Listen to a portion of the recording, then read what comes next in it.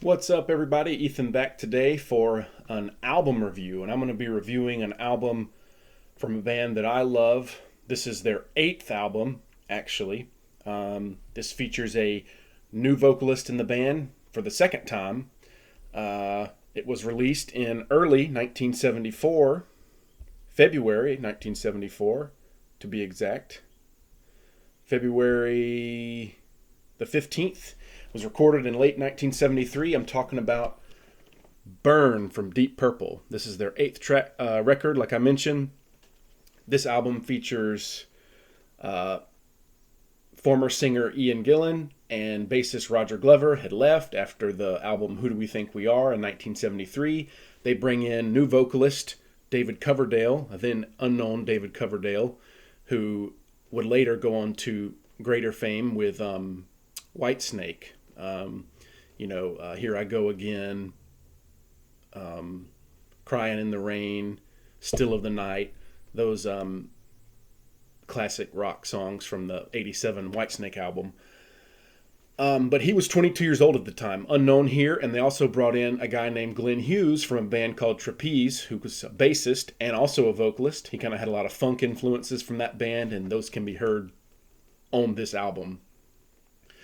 David Coverdale, unknown at the time, a fresh-faced guy of 22 from England. The rest of the band, of course, Richie Blackmore, the guitarist, kind of the foundation of the band. He was still in there. You got Ian Pace on drums and John Lord on keyboards and piano, stuff like that. Mainly the keyboard, though. Side one, you kick it off with the fantastic up-tempo rocker song, Burn. The title track just kicks it off right from the start with full throttle, pedal to the metal, with a great Richie Blackmore riff. Just a nasty riff all the way through that song. You got Glenn Hughes and David Coverdale trading off vocals, kind of switching back and forth.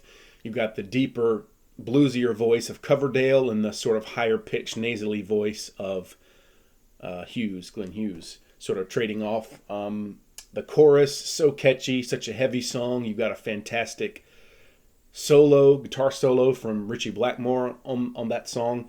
And you've got, I think, two keyboard solos from John Lord. It's and even, I can even hear some, in Richie's guitar tone on this album, I can even almost hear some Rainbow, which is his band he would go on to later the next year when he left Deep Purple after the next album, Stormbringer, which is also a pretty good album.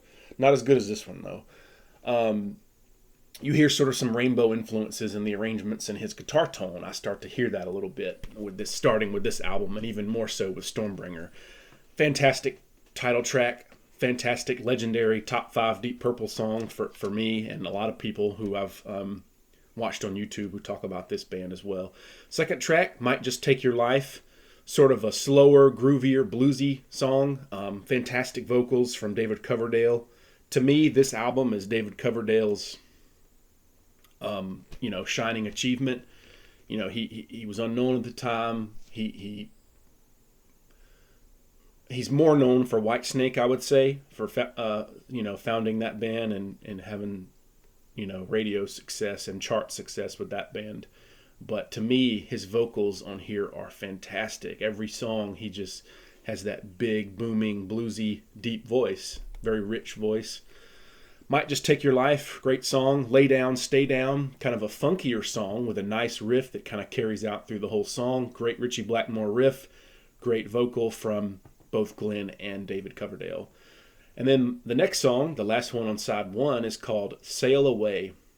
Phenomenal song. I love that song. Easily top 2 song on this album for me. That song, Burn, and another one we're going to talk about on side 2 are definitely my 3 favorite songs on this album. Sail Away is sort of a dreamy song. It has a nice, funky bass line from Glenn Hughes. He was a great bassist. A lot of people don't care for sort of the funk influences that he brought to this band, including Richie Blackmore, the guitarist himself, didn't care for that. style that he brought in, but his funky bass playing can be heard on the song Sail Away. It really fits. Great riff to match that bass line. The bottom end, great riff to match it from Mr. Ritchie Blackmore as well. Sail Away, fantastic song. Could be my favorite song on the album. Fantastic. Side 2, You Fool No One, sort of an up-tempo rocker. Great vocals from David Coverdale on this one and Sail Away. Sail Away is just a crowning achievement. He sounds so good on that song. And Glenn Hughes does a great job as well. And then you got What's Going On Here, which is sort of a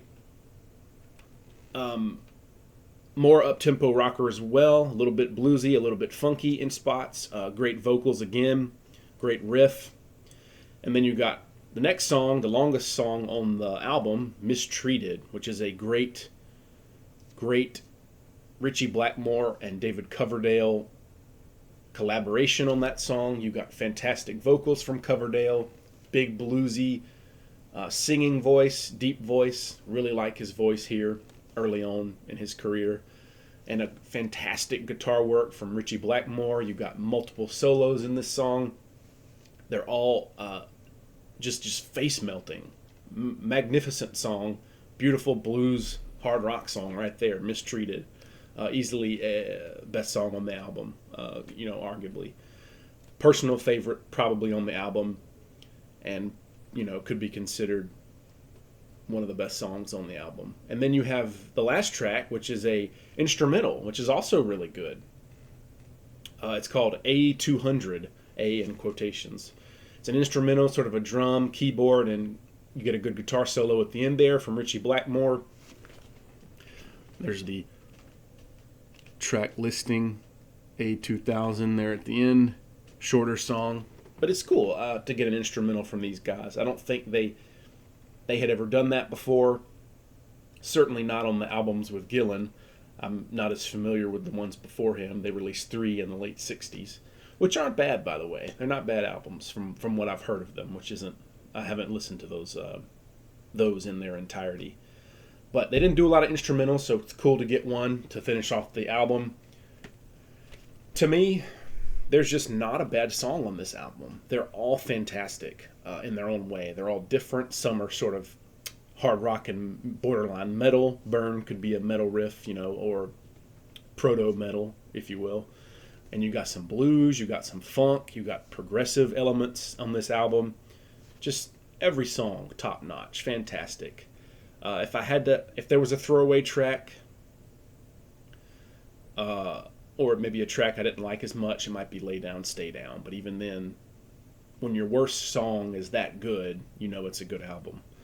So, yeah, I love this album. I actually got it for $12, so it was a steal. This is an older copy. It's not an original, I don't think, but you can see the frayed edges.